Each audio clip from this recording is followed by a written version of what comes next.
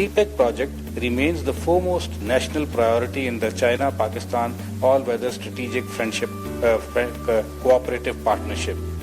It stands as an open and inclusive platform for mutually beneficial cooperation, symbolizing a transformative initiative.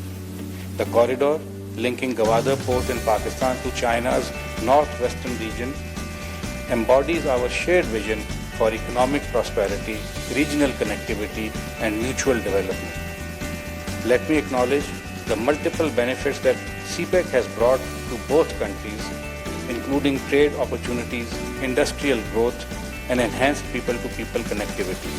Last year we celebrated the 10th anniversary of BRI and CPEC, and when we look back, we can see that it has been a very important project in terms of China-Pakistan strategic partnership, but also in terms of the regional connectivity and integration.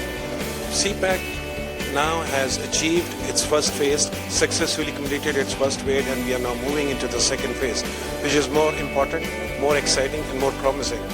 We talk about industrial cooperation, we talk IT, agriculture. 刚才我们参观了这个中巴经济走廊这个图片展览，感到确实过去10年我们中巴经济走廊确实取得了非常重要的成绩。